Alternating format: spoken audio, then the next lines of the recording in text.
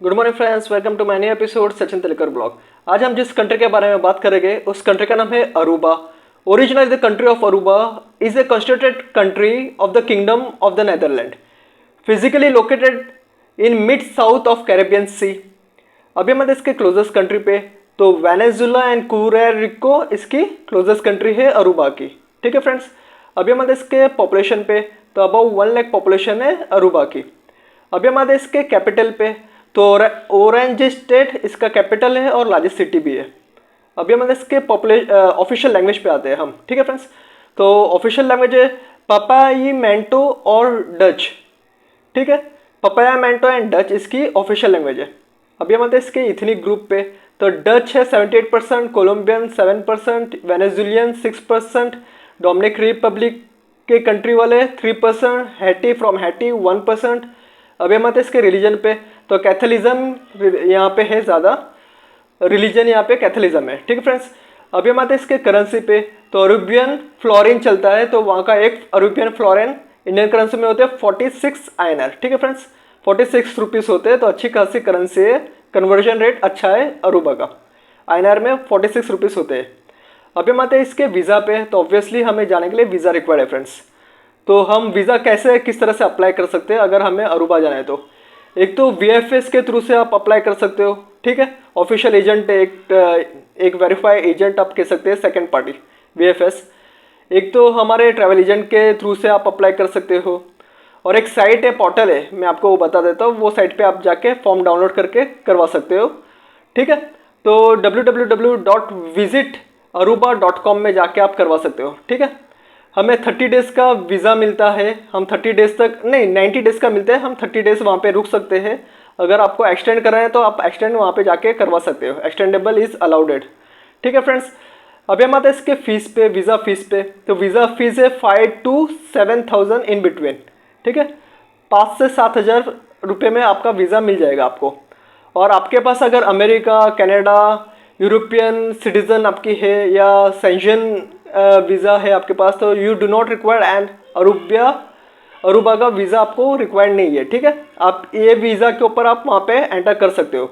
American B1 B2 या कोई भी वीज़ा होगा आपके पास, या कनाडा का होगा या यूरोपियन कंट्री का कोई भी वीज़ा होगा, जैसे शेंगन वीज़ा होगा, सिटीज़न होगा आपके पास, या टूरिस्ट वीज़ा कोई भी होगा, तो आप जा सकते हो वहाँ पे अरूबा में। ठीक है, वीज़ा रिक्वायर्ड नहीं है आपको, सेपरेटली कोई वीज़ा अप्लाई नहीं करना है। ठीक है, और सम ऑफ साउथ अमेरिकन कंट्रीज़ को भी वहाँ पे वीज़ा नहीं लगता है, जैसे कि एग्जांपल कोलंबिया को वीज़ा नहीं लगता है अरूबा जाने के लिए, और वेनेजुला कंट्री को वीज़ा नहीं लगता है वहाँ पे जाने के लिए। ठीक है, वो ऑनररी वीज़ा उनको मिलता है, ये दो साउथ अमेरिकन कंट्रीज़ को।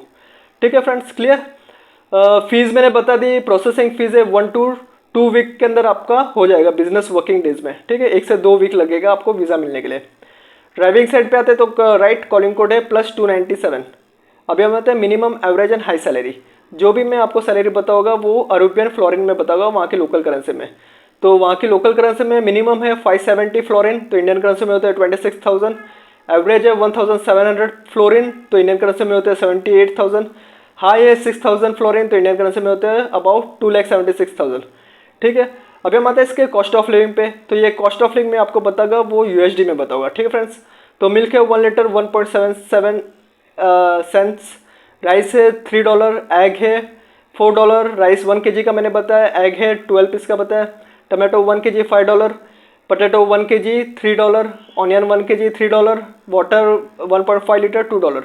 अभी हम आते हैं इसके अपार्टमेंट पे, अगर हम वहाँ पे जाते हैं बिजनेस पॉइंट ऑफ व्यू से, वर्क के पॉइंट ऑफ व्यू से वहाँ पे रहना है, तो अपार्टमेंट का कॉस्टिंग क्या है वो भी हम जान लेते हैं। ठीक है, तो 1 बेडरूम इन अ सिटी 650, आउटसाइड सिटी 500, 3 बेडरूम इन अ सिटी 1,100, आउटसाइड सिटी 900।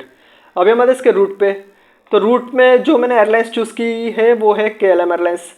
मुंबई से या दिल्ली से आप कहाँ से भी कैच कर सकते हो, ये टिकट बना सकते हो। और रूट बनता है मुंबई या दिल्ली से एम्स्टर्डम में आपको जाना है, एम्स्टर्डम टू अरूबा। ठीक है, यह फ्लाइट रूट बनता है आपका, कोई दिक्कत नहीं है आपको जाने के लिए, कहाँ पे भी ट्रांजिट वीज़ा नहीं लगेगा। एम्स्टर्डम में इंडियंस को ट्रांजिट वीज़ा नहीं लगता है। फ्रेश पासपोर्ट अगर आपके पास है तो फिर भी आप जा सकते हो, कोई दिक्कत नहीं इस रूट पे। तो मुंबई दिल्ली से एम्स्टर्डम का ट्रांजिट वीज़ा नहीं लगेगा। अरूबा में जाना है तो आपको वीज़ा अप्लाई करना है। अगर आपके पास US कनाडा शेंजन वीज़ा है तो आपको वीज़ा नहीं लगेगा, आप डायरेक्टली जा सकते हो उस वीज़ा के बेस पे। Clear friends.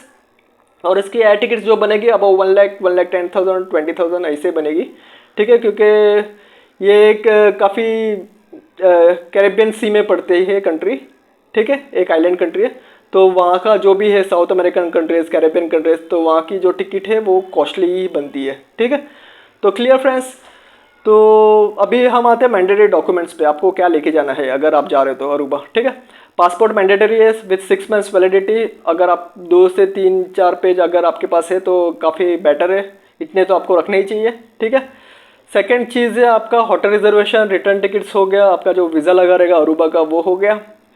फिर हो गया आपका ट्रैवल इंश्योरेंस आप करवा लीजिए। फिर आपका हो गया क्रेडिट कार्ड डेबिट कार्ड आप रख लीजिए आपके पास। फिर कोविड सर्टिफिकेट रख लीजिए। जॉब और वर्क पर्पस से आप जा रहे हो, बिजनेस पर्पस से, तो पीसीसी सर्टिफिकेट आपको लगेगी, ठीक है। मेडिकल सर्टिफिकेट आप करवा लीजिए।